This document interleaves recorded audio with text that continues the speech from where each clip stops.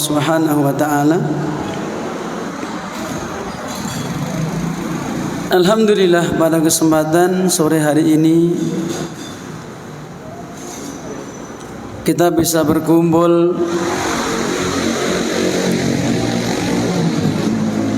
kita bisa bermajelis, duduk-duduk, yang semoga duduk kita nanti diberkahi oleh Allah Subhanahu wa ta'ala.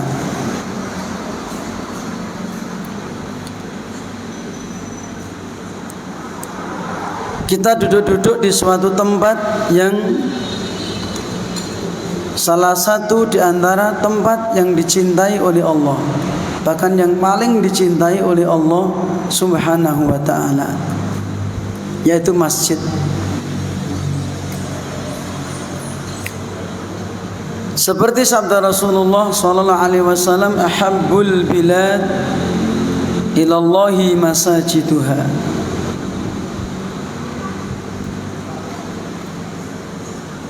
Tempat yang paling dicintai oleh Allah adalah masjid. Maka orang-orang yang memakmurkan masjid, yang mencintai masjid, menyuburkan masjid dengan amal-amal soleh, maka mereka pun nanti juga mendapatkan balasan yang tinggi dan besar di sisi Allah Subhanahu wa ta'ala, yaitu akan digolongkan salah satu di antara 7 golongan yang akan mendapatkan naungan dari Allah Subhanahu wa ta'ala. Para jamaah yang dirahmati Allah Subhanahu wa ta'ala, demikian pula duduk-duduk kita di tempat yang mulia ini dalam rangka untuk thalabul ilmi, dalam rangka mengkaji dan mempelajari ayat-ayat Allah, dengan membacanya, memahaminya. Maka ini merupakan di antara sebab Allah menurunkan rahmatnya,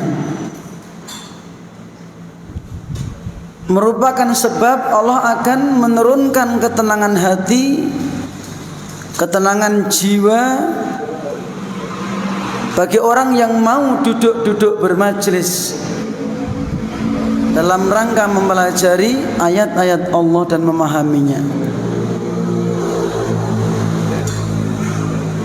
Seperti yang tercantum dalam sebuah hadis rawahu Muslim, wala Rasulullah sallallahu alaihi wasallam majtama'a qaumun fi baitin min buyutillah. Tidaklah suatu masyarakat atau kelompoknya manusia mereka berkumpul di salah satu rumah di antara rumah-rumah Allah, masjid, dalam rangka yatsluna kitab Allah, membaca kitab Allah, membaca Al-Quran, wa yatadarasuna bainahum, kemudian mereka saling memahami isinya Al-Quran.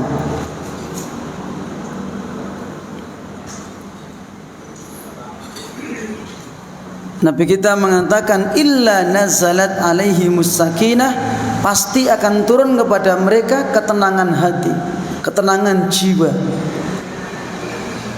Mila para jamaah menawi kepengin jiwanipun tentrem, ayem, atinipun ayem, majelis taklim papan panggenanipun. Nggih. Wonten masjid, wonten majelis taklim, niku papan panggenanipun ketentremanipun jiwa.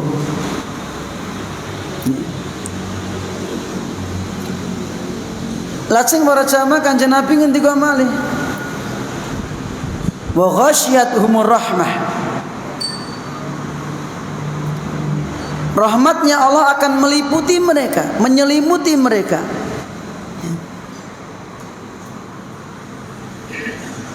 Orang-orang yang duduk di majelis ta'lim,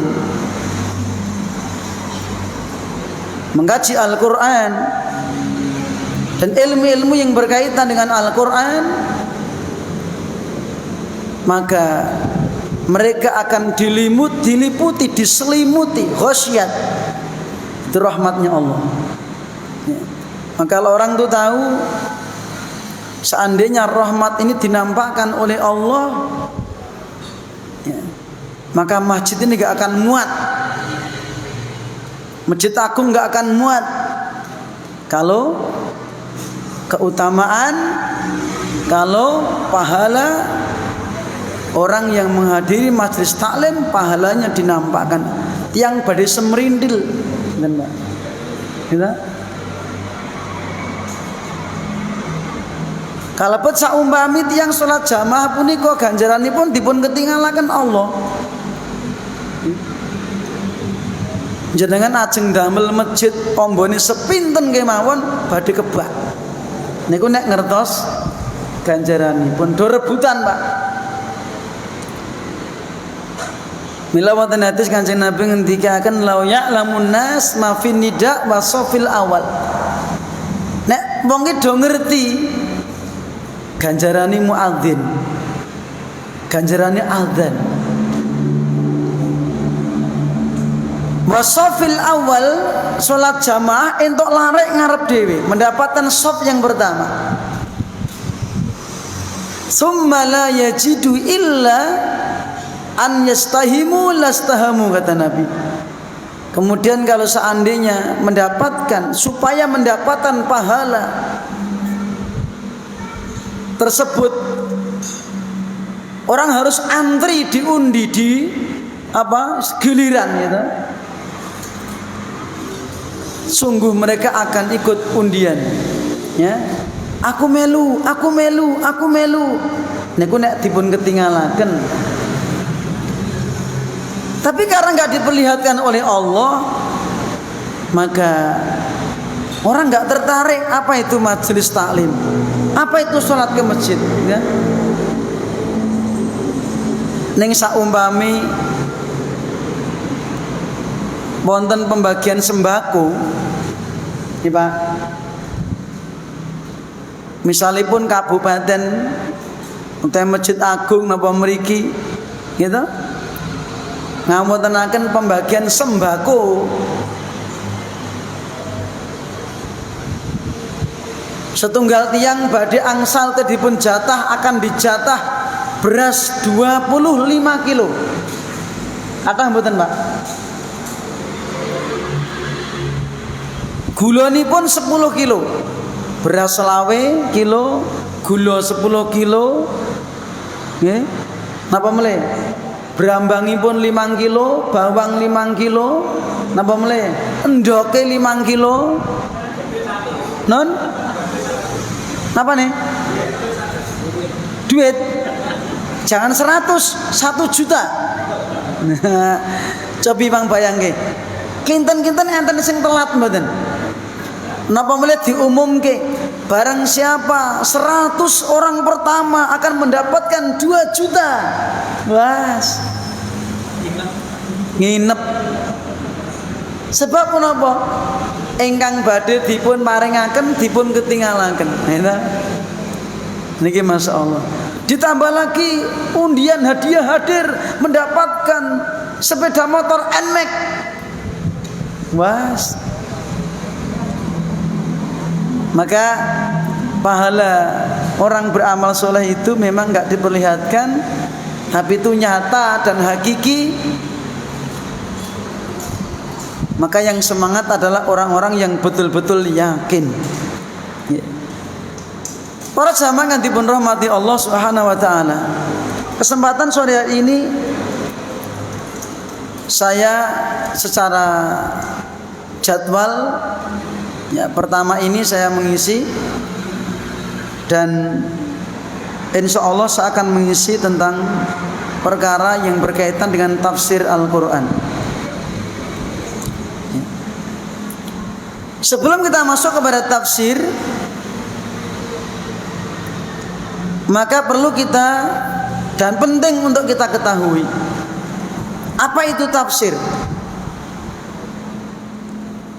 Sejauh mana kebutuhan manusia atau kaum muslimin terhadap tafsir ini.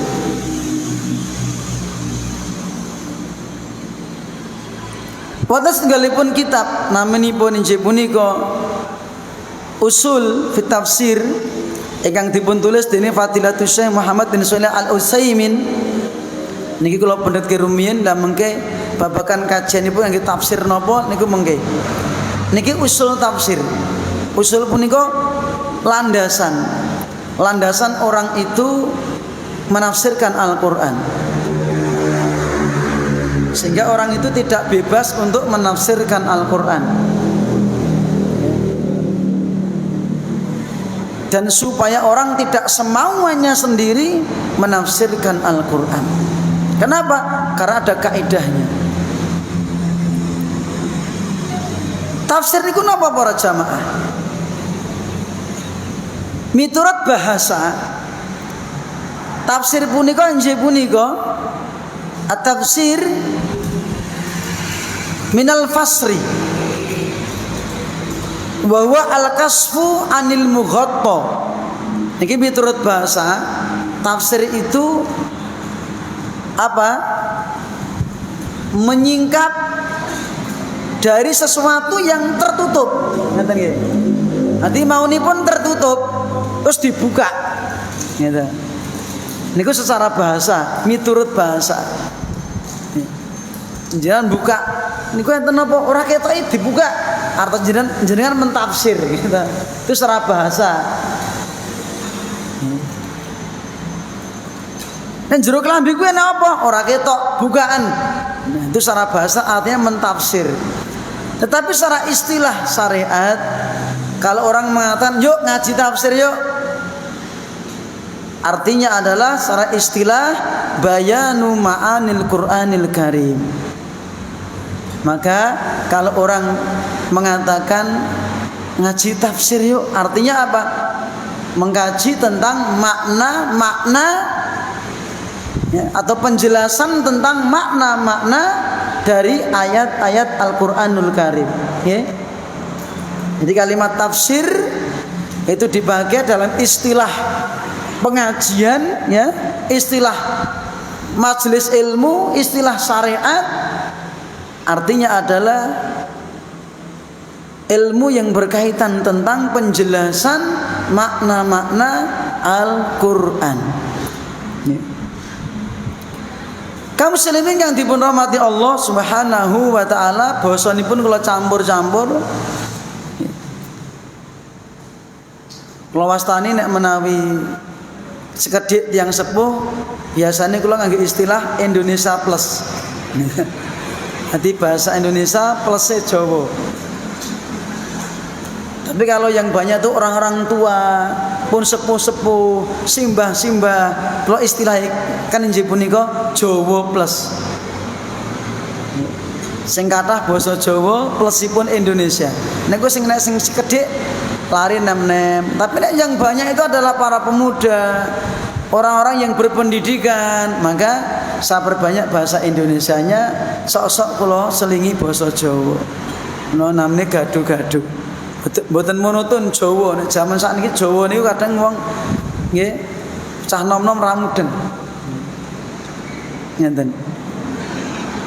Lajeng para jamaah ingkang dipun rahmati Allah Subhanahu wa taala. Napa hukumipun, Pak? Apa hukumnya mempelajari tafsir ini? Belajar tafsir itu hukumnya wajib. Ya. Belajar tafsir itu hukumnya wajib.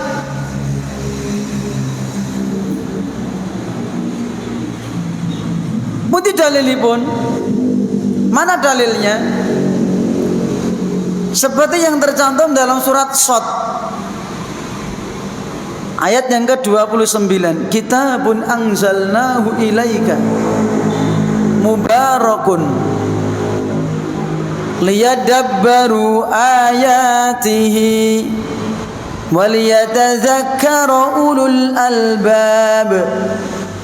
Kitabun, ya Muhammad, inilah sebuah kitab. Anzalnahu ilaika, yang kami turunkan kepadamu ya Muhammad. Apa tujuannya? Liyadabbaru ayatihi, supaya mereka mau mentadaburi ayatnya, ya, merenungkan isinya, memahami maknanya isi ayat-ayat tersebut. Liyadabbaru ayatihi, tadabbur itu memahami isinya Al-Qur'an. Ya.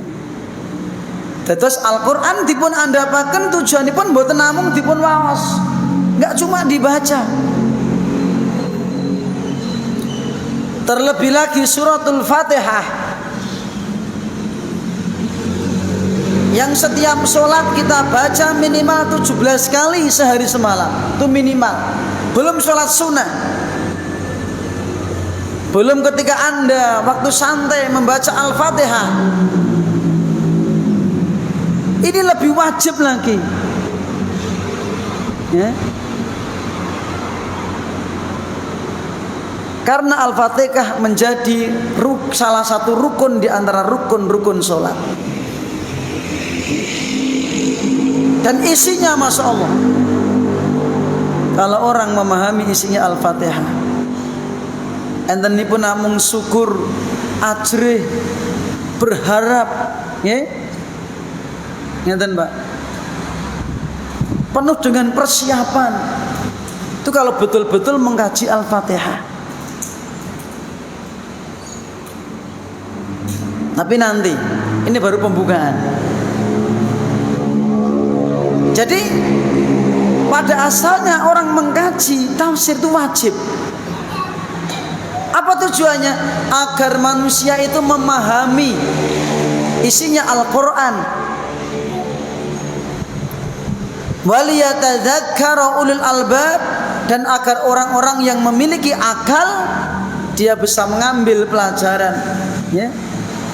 Waliyatadzakkara waliyata'idhu, apa artinya?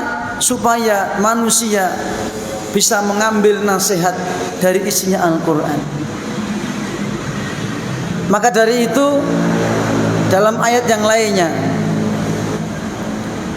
Allah mencela, Allah memperingatkan orang yang tidak mau memahami Al-Quran. Dalam surat Muhammad ayat yang ke-24 Allah berfirman, afala yatadabbarunal Qur'an am ala qulubin aqfaluha afala yatadabbarunal Qur'an. Apakah mereka tidak mau merenungkan isinya Al-Quran? Apakah mereka tidak mau memahami isinya Al-Quran? Am ala qulubin aqfaluha, apakah hati mereka sudah terkunci mati? Apakah hati mereka ada kuncian yang mengunci hati mereka? Naudzubillah min dzalik. Ya.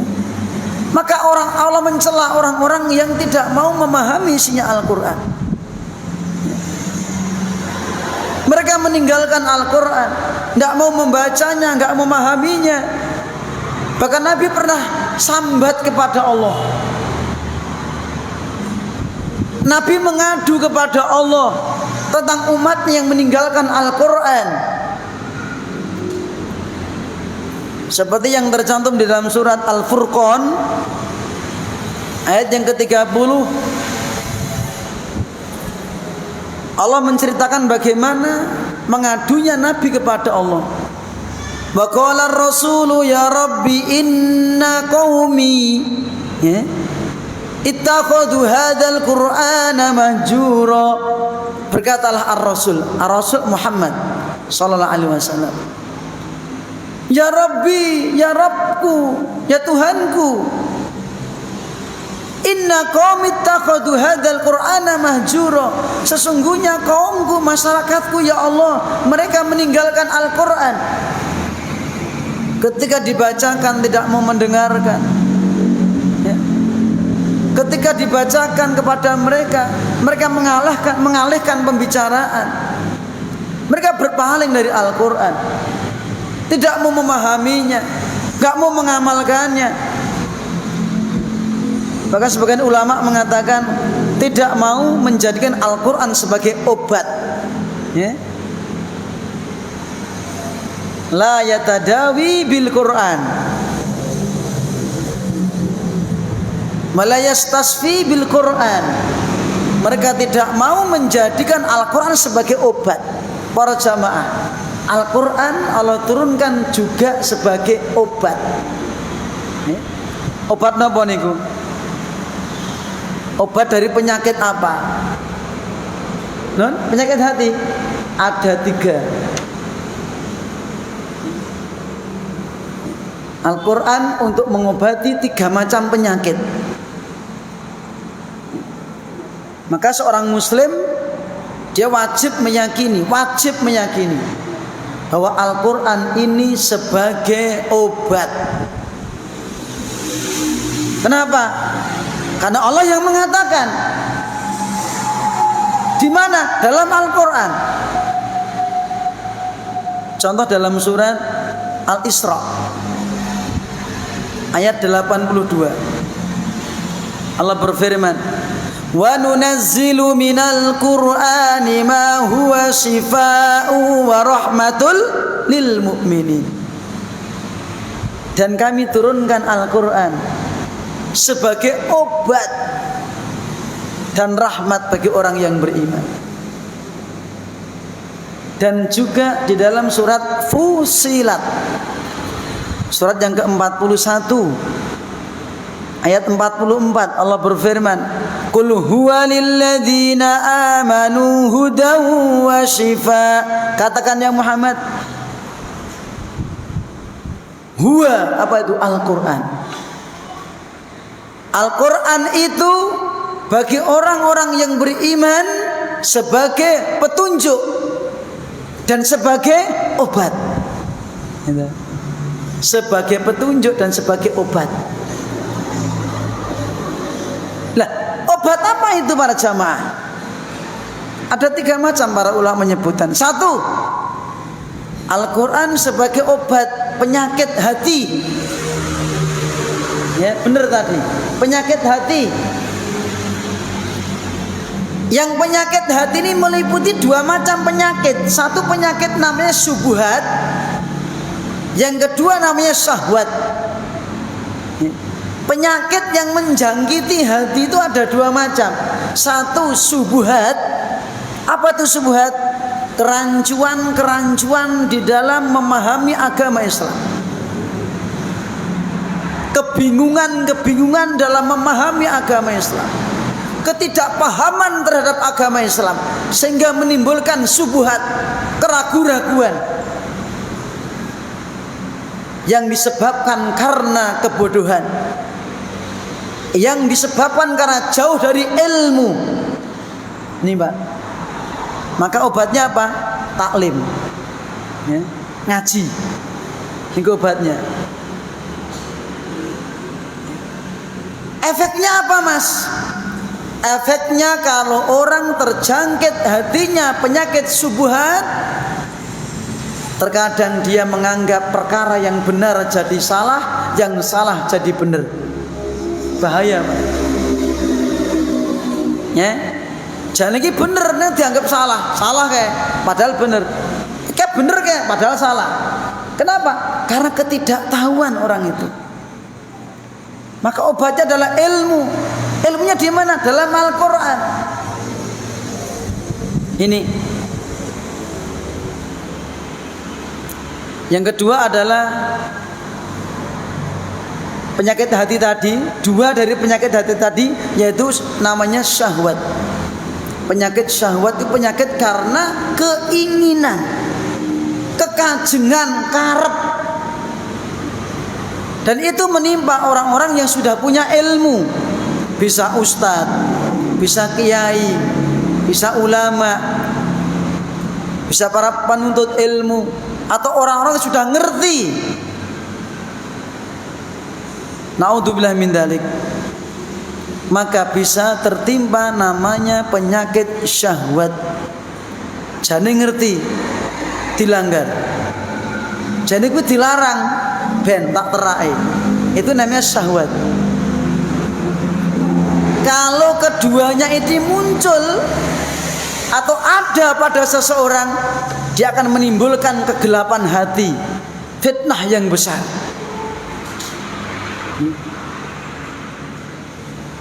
Walaupun dunia kelihatan terang, tapi hatinya gelap. Sehingga dia akan berbuat semaunya sendiri. Dia nggak takut dosa, ngomong semaunya, mencela, mencaci maki, memfitnah dan seterusnya. Kenapa? Karena ada subhat dan syahwat dalam hatinya. Maka obatnya Al-Quran. Seperti yang tercantum dalam surat Al-Isra ayat 9. Allah berfirman, Inna hadzal Qur'ana yahdi lillati hiya aqwam. Sesungguhnya Al-Quran ini memberi petunjuk kepada jalan yang lebih benar. Niku obatnya, Pak. Juga di dalam surat Yunus ayat 57 juga Allah berfirman, Ya ayyuhan nasu qad ja'akum. Hei manusia, telah datang kepada kalian. Apa yang datang? Mau'izatum mir rabbikum. Nasihat dari Tuhanmu, nasihat dari Allah telah datang kepada kalian. Wa syifaa'un lima fis sudur. Obat yang mengobati penyakit dalam hati. Wa hudaw wa rahmatul lil mu'minin. Dan telah datang kepada kalian obat dalam hati, petunjuk dan rahmat bagi orang-orang yang beriman. Niki para jamaah, untuk mengobati penyakit hati dengan banyak membaca Al-Quran, mengkaji Al-Quran, sehingga tadinya punya kerancuan-kerancuan dalam hati, dalam berkeyakinan akidahnya masih belum benar, dengan mengkaji Al-Quran, mengkaji tafsirnya, sedikit demi sedikit akan menjadi lurus lillati hiya aqwam. Ya, jangan kalah dengan jin, Pak. Gitu? Jin yang hijrah, Pak. Iya, luar biasa sekali mendengarkan Al-Quran langsung iman. Di mana dalilnya? Surat Al-Jin. Qul uhiya ilayya annahu istama'a nafarum minal jinni faqalu inna sami'na qur'anan ajaba yahdi ila rusdi fa amanna bih walan nusrika bi rabbina ahada. Ini perkataan jin yang hijrah. Tadinya belum iman, tadinya banyak berbuat syirik. Gitu? Diceritakan oleh Allah dalam Al-Quran dalam surat Al-Jin, mengisahkan bagaimana nafarun minal jinni, sekelompok dari jin. Okay. Nafar itu sekitar 3 sampai 9. Ketika itu apa? Dan Nabi tidak melihat. Nabi tidak melihat. Nabi diberi wahyu oleh Allah. Katakan ya Muhammad, uhiya ilayya, telah diwahyukan kepadaku. Apa wahyunya? annahu istama'a, yaitu segerombolan jin yang istama'a. Apa istama'a itu, Pak? Mendengar dengan sengaja, dengan perhatian betul. Walaupun sebelumnya baru mendengar seriwing-seriwing gitu, tapi setelah didengarkan dia mengatakan inna sami'na, sesungguhnya kami telah mendengarkan Al-Quran yang menakjubkan bacaannya, menakjubkan kaidah-kaidah bahasa Arabnya, menakjubkan isinya. Itu kata jin, Pak, yang diabadikan Allah dalam Al-Quran. Jin bisa ngomong seperti itu. Kenapa, Pak? Karena jinnya jin Arab. Gitu? Bisa bahasa Arab, Pak. Sehingga sekali dengar langsung paham dia. Bukan jin Jawa. Padha karo wong Jawa, Pak. Gitu. Nek rasane bahasa Arab nggih mboten mudeng. Maka pentingnya belajar bahasa Arab, nggih. Ya, ini penting, Pak. Ini jin tadi mendengarkan Al-Quran. Dia mengatakan apa? Inna sami'na Qur'anan ajaba. Kami telah mendengarkan Al-Quran yang menakjubkan. Yahdi ila rusdi, yang memberikan petunjuk kepada kebenaran. Loh, Pak, ini pengakuan jin sendiri, Pak.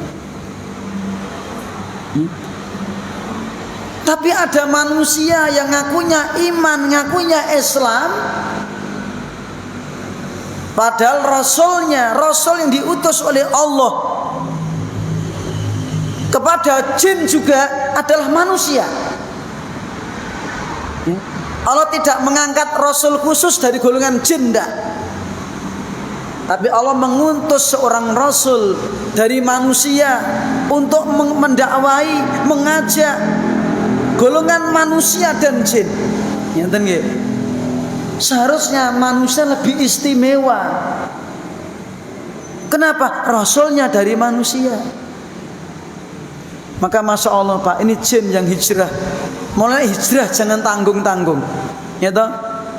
Hijrah tidak cukup dari apa cuma syahadat terus ngaku Islam, ya toh? Baru kuwi ceramah, enggak. Kalau hijrah jangan tanggung-tanggung. Setelah hijrah mengkaji Al-Quran seperti jin tadi, Pak. Biar akidahnya lurus, agamanya lurus. Ya, setelah ngaku hijrah jadi Muslim, segera diperbaiki dengan mengkaji isinya Al-Quran dengan sebenar-benarnya, seperti apa yang dipraktekkan oleh jin tadi. Inna sami'na Qur'anan ajaba. Sehingga kalau betul-betul sudah mengetahui akan bisa mengatakan, masya Allah, betul-betul Al-Quran itu elok betul, ya, indah bacaannya, indah bahasanya, ya. Kemudian apa lagi? Menakjubkan isinya. Itu Al-Quran, Pak. Maka pentingnya mengkaji tafsir Al-Quran. Kedua, untuk mengobati penyakit badan, ya, untuk mengobati penyakit badan sebagai sifat, dengan cara dibacakan namanya ruqyah, terutama suratul Fatihah, ya. Ada kisah dalam hadis Sahih Bukhari Muslim yang dinukil oleh Imam Ibnu Katsir dalam tafsirnya, Pak, menyebutkan tentang keutamaan suratul Fatihah. Ada suatu kisah yang diceritakan oleh seorang sahabat yang bernama Abu Sa'id Al-Khudri, ketika para sahabat dalam suatu rombongan, ya, kemudian mampir di suatu tempat. Ketika itu datanglah seorang budak, fajaat jariyatun, datang seorang budak wanita dengan mengatakan, inna sayyidal hayy salim, kepala suku kami sudah menyerah, berobat ke sana kemari, ya, tidak sembuh. Ya. Hal minkum rakin, adakah di antara kalian bisa meruqyah? Berdirilah seorang laki-laki, ngatek, ya, jenggelat, menerima permintaan budak tadi untuk meruqyah kepala suku. Sampai-sampai para sahabat mengira, masa dia bisa meruqyah? Tapi akhirnya dia berangkat. Faraqahu fabaro'a. Diruqyahlah kepala suku tadi, kemudian sembuh total. Mari langsung, Mbak. Kemudian saking senengnya kepala suku tadi memberi hadiah 30 kambing, 30 wedhus. Wasaqahum labanan. Para sahabat disuguhi susu kambing. Lezat, Pak. Ate ngerasaken dereng. Seger. Sehat insyaallah. Susu kambing, Pak. Falamma raja'a, setelah kembali kepada para sahabat bertanya, "Akunta tusin ruqyatan?" Kowe apa pinter ruqyah kowe? "Akunta tarki?" Apa kamu ahli ruqyah? Dijawab, "La, tidak. Ma raqaitu illa bi ummil kitab." Aku tidak meruqyahnya kecuali dengan Al-Fatihah. Para sahabat berkata, qalu la tuhdisu syai'an, jangan bertindak apa-apa. Pokoknya kambing 30 ini jangan diapa-apain. Hatta na'tiya Rasulullah sallallahu alaihi wasallam, sampai kita datang kepada Kanjeng Nabi Muhammad sallallahu alaihi wasallam. Falamal qadimnan Madinah, sampai di kota Madinah mereka menyebutkan kisah itu kepada Rasulullah sallallahu alaihi wasallam. Terus Nabi ngomong apa? Nabi berkata apa? Faqala maka yudrihi anha ruqyah. Kok dia tahu dari mana Al-Fatihah itu surat ruqyah? Nabi tidak menyalahkan, Nabi mboten nyengeni, gitu. Justru Nabi menguatkan tentang keutamaan suratul Fatihah sebagai suratul ruqyah. Akhirnya Nabi mengatakan, "Iksimu, bagikan kambing-kambing itu. Wadribuli bisahmin. Jangan lupa, aku dibagi sak bagian." Gitu. Ini contoh pengobatan fisik, ya. Juga kisah yang lainnya pernah dalam hadis juga rawahu al-Imam Al-Bukhari, Imam Muslim, dikisahkan ada seseorang yang makan makanan yang mengandung racun. Akhirnya dia terkena racun. Faja'ahu as-sahabah, datanglah kepadanya seorang sahabat. Faqara alaihil Qur'ana, dibacakan kepadanya Al-Qur'an. Okay. Faqara alaihil Qur'ana, dibacakan kepadanya Al-Qur'an. Akhiripun para jamaah, racun yang telah menjalar ke tubuhnya tadi akhirnya dibatalkan oleh Allah, ditawarkan oleh Allah, jadi tawar. Termasuk pengaruh racun tadi jadi tawar dengan Al-Quran, Pak. Kemudian orang tadi faqama rajulu bainan nas yamsi finnas, akhirnya orang tadi yaqumu yamsi bainan nas, dia berdiri berjalan di tengah-tengah manusia seperti biasa, wis paras liris. Hadis rawahu al-Imam Al-Bukhari, Imam Muslim. Al-Quran untuk pengobatan fisik, Pak. Bisa. Kemudian juga Al-Quran untuk mengobati penyakit psikis, kejiwaan, atau terkena sihir, sakit demam, ya, itu yang fisik tadi.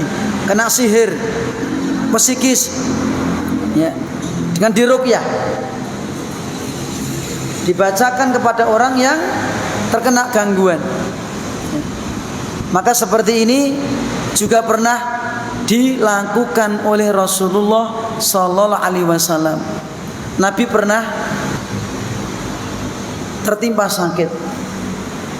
Nabi pernah kesihir.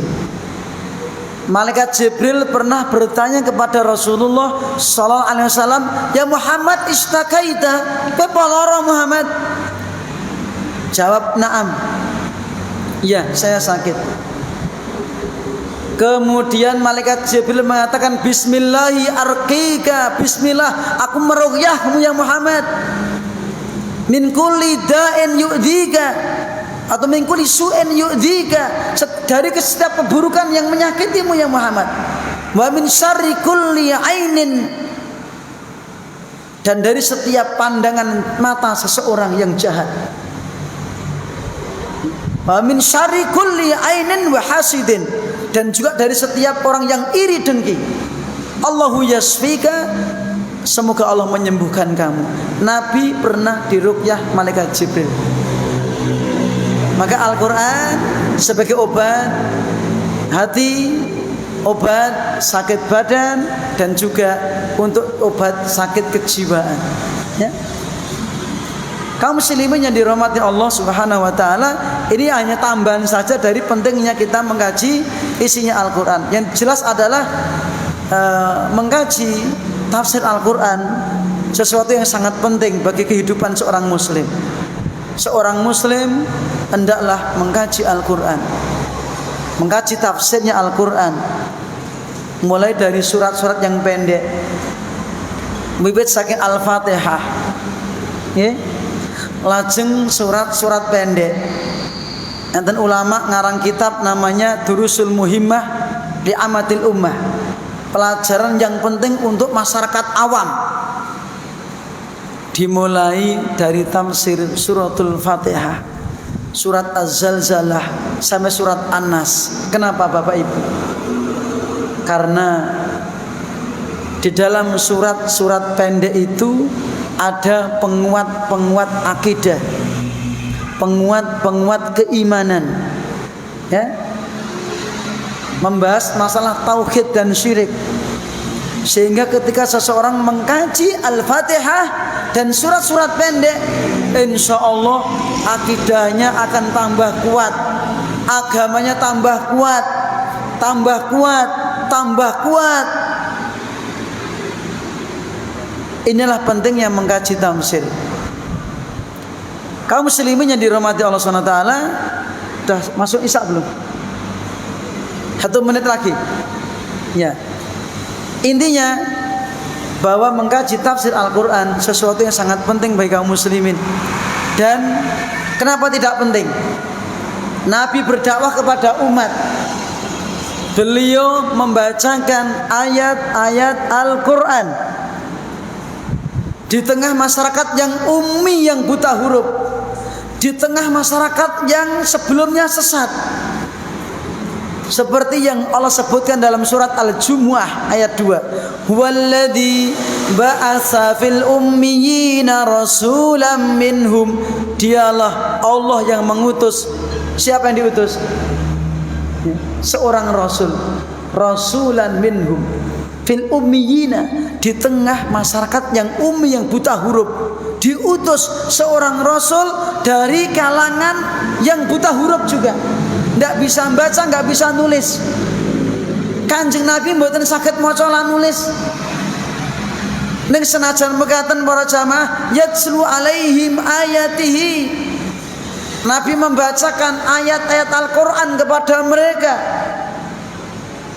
Wa yuzakkihim, Nabi mensucikan hati mereka, membersihkan hati mereka yang kotor. Dengan apa Bapak Ibu?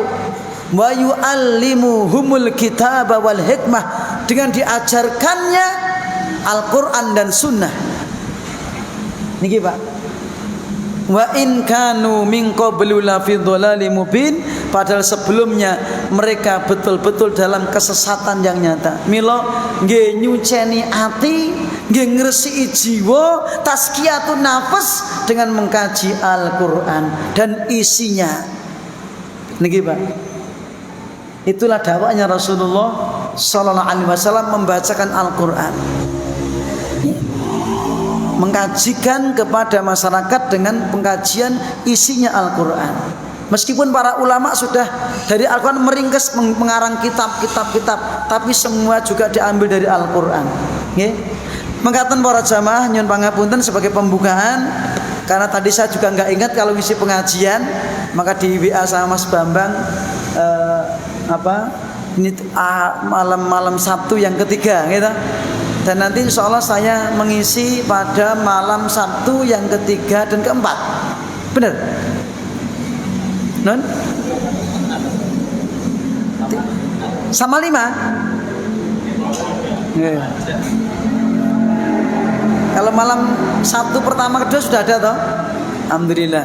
Untuk sementara malam Sabtu yang ketiga dan keempat dengan pembahasan insya Allah tafsir Al-Quran. Dan saya tidak bisa menafsirkan sendiri Pak, tetapi saya nanti akan memakai pedoman panduan buku tafsir, yaitu tafsir Ibnu Katsir.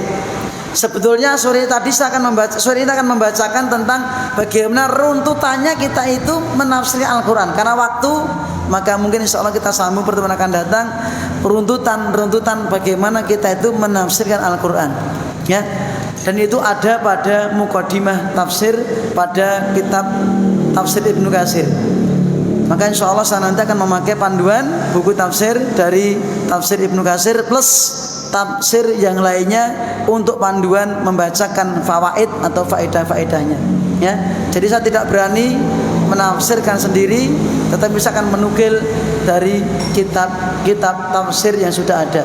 Semoga Allah memberikan kita kekuatan, taufiknya, hidayahnya kepada kita semuanya, dan semoga kita digolongkan menjadi orang-orang yang senantiasa dibimbing untuk berjalan menuju ke jalan yang lurus yang Allah ridhoi, dan semoga titik akhir ayat kita ditutup dalam kondisi husnul khatimah. Amin.